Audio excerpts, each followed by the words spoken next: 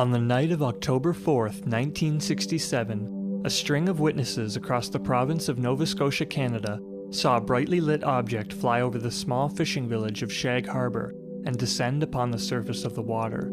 A few who gathered at the shore watched the object drift out of sight, leaving a wake of yellow foam on the surface of the water.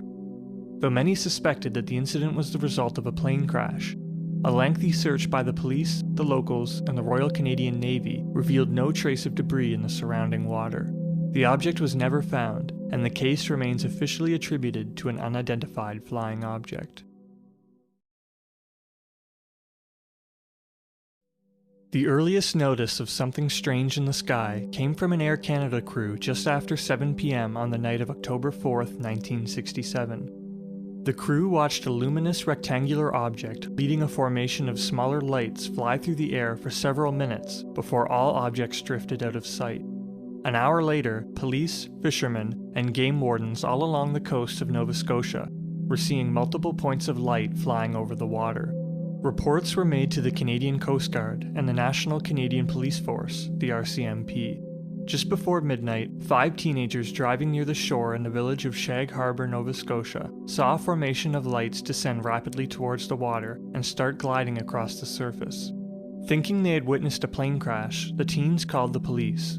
The RCMP call center reported the incident to the provincial station in Halifax, who then reported it to the national headquarters in Ottawa. The Air Force was also notified. As Ottawa worked with the Rescue Coordination Center in Halifax to search for missing planes, the station sent 3 officers to the scene. One of them, Officer Ron Pond, had seen the lights himself earlier that night. He noticed that they seemed to be flashing in sequence, and that they appeared to be anchored to a solid object, approximately 60 feet in length. However, when the officers arrived at the scene, all they could see was a pale yellow light on the water drifting out into the open ocean. Through binoculars, Pond saw the light recede further into the distance before appearing to plunge below the surface of the water. The officers went door to door asking local fishermen to take their boats out to the alleged crash site.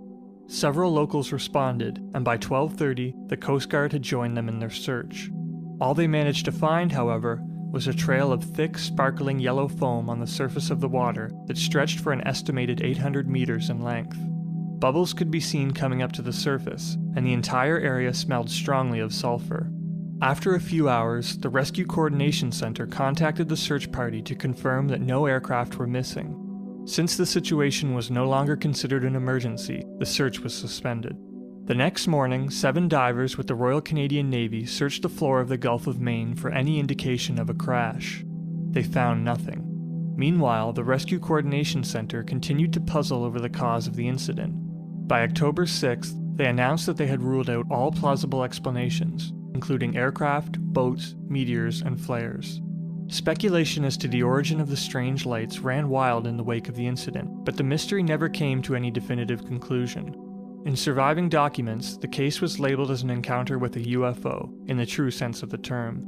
The case was even reviewed by the recently commissioned Condon Committee, a university study which purported to assess the scientific and practical merit of ufological research through a review of the available UFO reports. Though the committee was notified of the Shag Harbour incident only a few days after the fact, they declined to investigate, citing the thorough search efforts of local Canadian authorities. Nevertheless, the analysts could not offer any explanation for the sightings, making Shag Harbour one of over a quarter of all cases examined in the study listed as unexplained. For the involvement of an alleged UFO crash, the Shag Harbour incident is often compared to the more famous Roswell incident of 1947. The comparison is also apt in that both cases took on allegations of conspiracy in the years after the initial event. Chris Stiles and Don Ledger, researchers with the Mutual UFO Network, revisited the incident in the early 1990s and uncovered evidence of a second and seemingly related incident soon after Shag Harbour. Stiles' search of the Canadian National Archives turned up a few documents pointing him to the name of a brigadier general who had been involved in this second incident. Stiles contacted the man and learned that the Navy had tracked a submerged object travel north up to a submarine detection center near Shelburne. The Navy dispatched a small flotilla to watch over the object as it rested outside the center. It was joined by a second object some days later. Allegedly, the US and USSR had also been monitoring the situation. A Russian submarine had even crossed into Canadian waters to get a closer look. After more than a week of sonar observation, the two objects were seen to move out into open waters in the Gulf of Maine, surface, and fly away. The Shag Harbour incident is a rare example of what is sometimes called a USO, or an unidentified submerged object. Although how such elusive objects relate to the wider UFO phenomenon is unclear, it seems that whatever's behind it all is beyond the grasp of any world government.